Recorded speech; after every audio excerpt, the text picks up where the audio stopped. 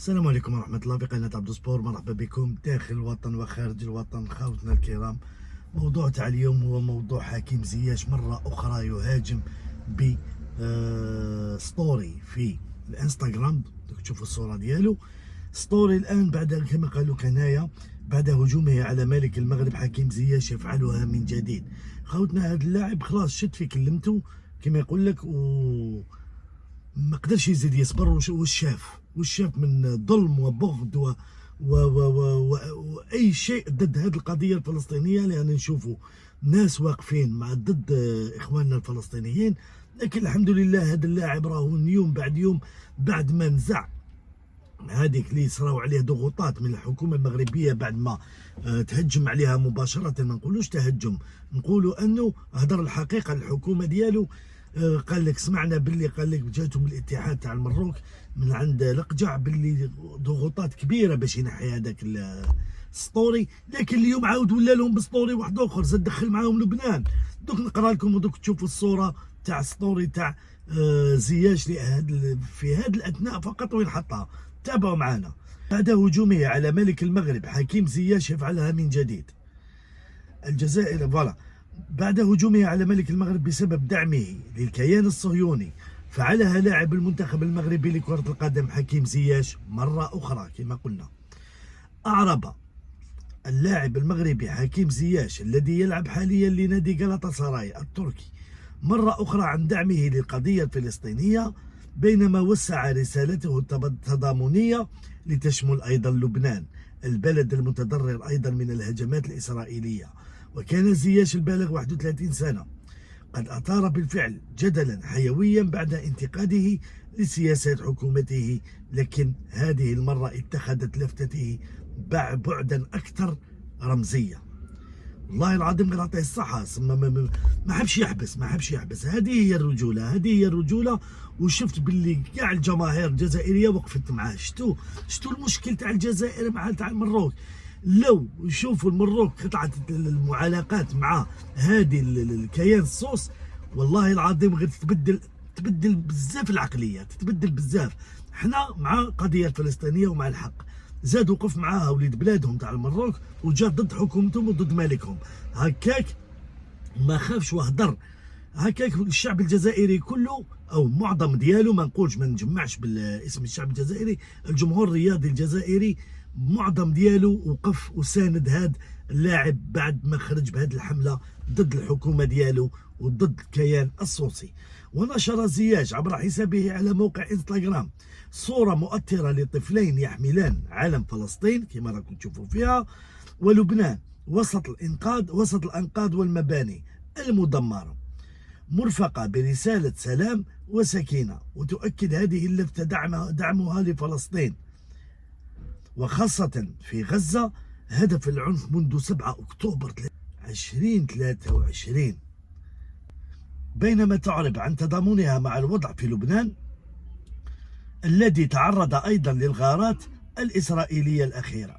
وقبل بضعة أيام كان زياش قد أصدر بالفعل رسالة قوية أعلن فيها ملعون إسرائيل وأي دولة أخرى تدعم هذا النوع من السلوك.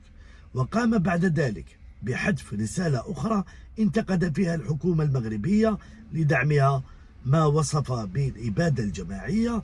وأضاف اللاعب: إنه أمر محزن، لقد كان لدي ما يكفي إلى جميع إخوتي وإخواني في المغرب وفي جميع أنحاء العالم، لا تبقوا صامتين، اصرخوا بأعلى صوتكم، فلسطين حرة.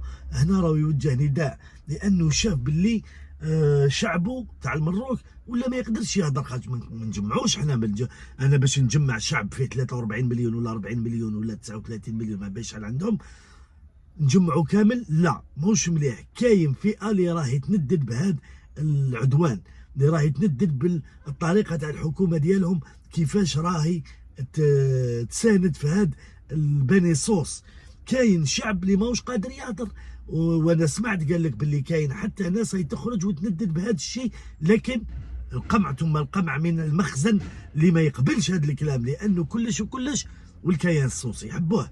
المخزن والكيان الصوصي محبوبين حبا جما كانه حب رومانسي بيناتهم. على واش عطاو لهم، وش الصلاحيات والاراضي، وجابوهم للحدود وعده امور. كاين شعب واعي في المروك اللي راهو ضد هذا الشيء هذايا، على بالو باللي هذا الكيان الصوصي يتوغل، وعلى 20 30 سنه يولي يقول لك ارضي كما دار في فلسطين وغزه. الناس اللي فايقه يتخمم من البعيد، تخمم على ولادها.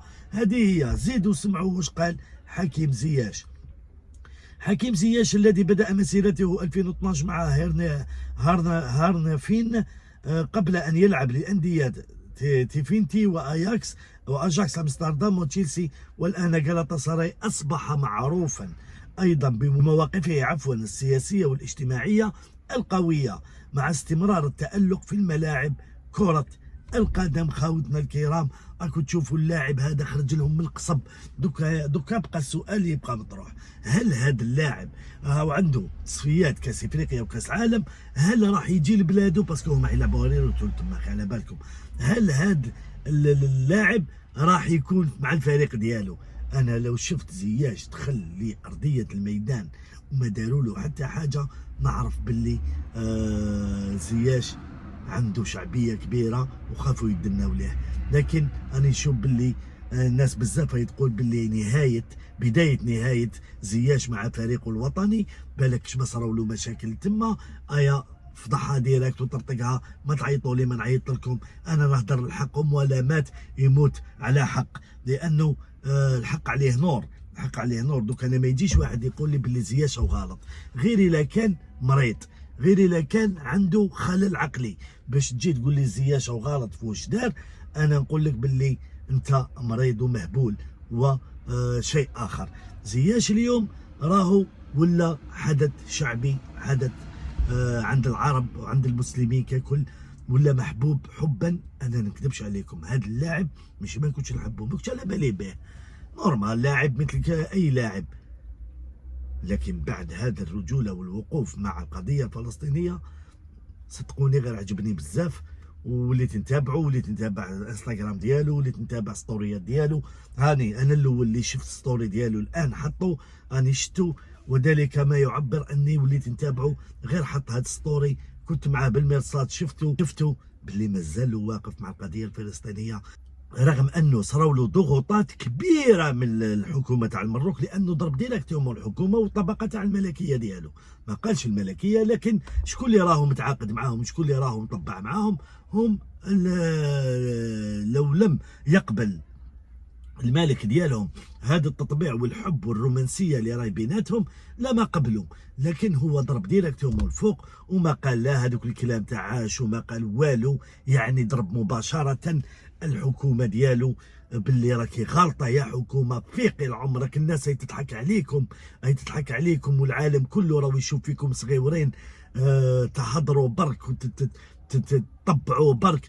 لكن الصح والصح هو لما تجي ضد هاد القرارات تاع حكومه ديالك حاجه نورمال، لانه هاد الحكومه راهي غلطه 100%. ورانا نشوفوا باللي اللي يتكلم على باني صوص ولا هناك في المروك ياخذ العصا وياخذ الضرب ويدخل للسجون و ما لنا ما ندخلش بزاف في السياسه. انا نقعد عند حكيم زياش نقول له شكرا لك مره اخرى من قناتي، شكرا لك على تأييدك للقضيه الفلسطينيه و استنكارك للحكومه ديالك اللي طبعت مع هاد الكيان الصوصي. ونزيد نقول لك راك كبرت في عيني الجزائريين، في بعض الجزائر، في بعض من جمهور الرياضي الجزائري، والان شتو ولات السياسه ولات رياضه، والرياضه ولات سياسه. لاعب كره قدم زعزع بلاد كومبلي، زعزعها بمالكها بحكومتها بشعبها، زعزعهم حكيم زياش بالقرار ديالو وبالخرجه ديالو اللي زاد خرجها اليوم على القضيه الفلسطينيه ولبنان اللي راهم تاني تحت الحصار والضرب من هذا الكيان الصوصي. تحيا فلسطين، وان شاء الله الحريه لهذا البلد العزيز، والله يرحم الشهداء اللي راهم تما. شكرا لكم، تابعونا بقناه عبدو سبور، عندكم حق الرد خوتنا، سلام.